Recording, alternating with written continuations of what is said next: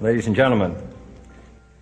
The very word secrecy is repugnant in a free and open society, and we are, as a people, inherently and historically opposed to secret societies, to secret oaths, and to secret proceedings.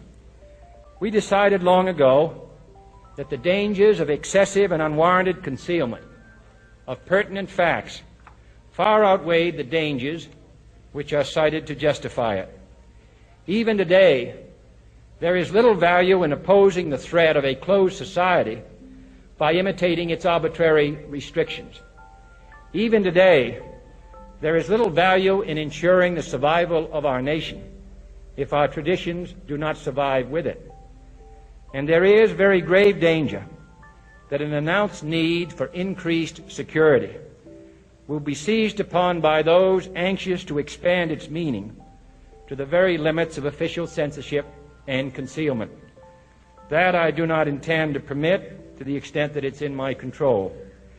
And no official of my administration, whether his rank is high or low, civilian or military, should interpret my words here tonight as an excuse to censor the news, to stifle dissent, to cover up our mistakes, or to withhold from the press and the public the facts they deserve to know.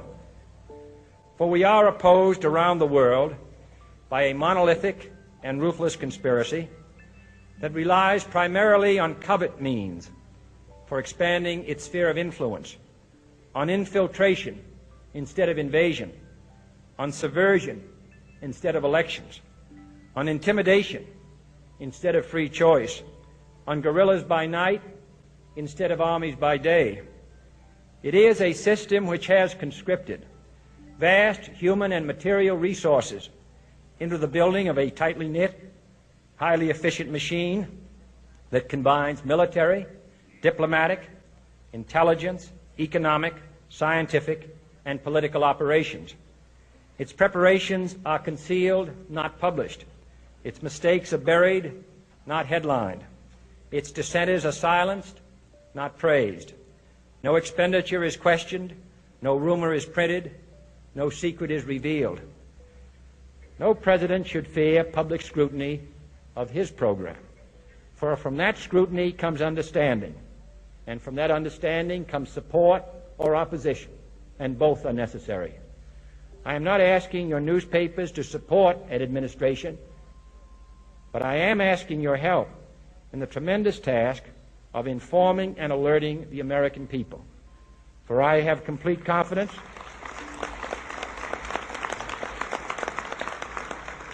in the response and dedication of our citizens whenever they are fully informed. I not only could not stifle controversy among your readers, I welcome it. This administration intends to be candid about its errors. For as a wise man once said, an error doesn't become a mistake until you refuse to correct it. We intend to accept full responsibility for our errors, and we expect you to point them out when we miss them. Without debate, without criticism, no administration and no country can succeed, and no republic can survive.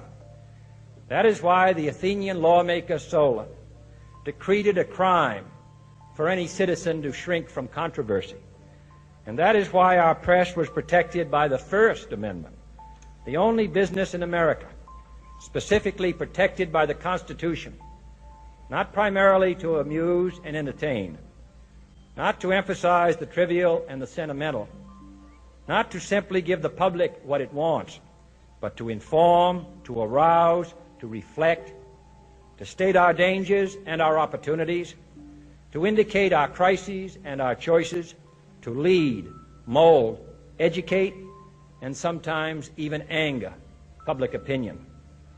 This means greater coverage and analysis of international news, for it is no longer far away and foreign, but close at hand and local. It means greater attention to improved understanding of the news, as well as improved transmission. And it means, finally, that government at all levels must meet its obligation to provide you with the fullest possible information outside the narrowest limits of national security. And so it is to the printing press, to the recorder of man's deeds, the keeper of his conscience, the courier of his news, that we look for strength and assistance, confident that with your help, man will be what he was born to be, free and independent.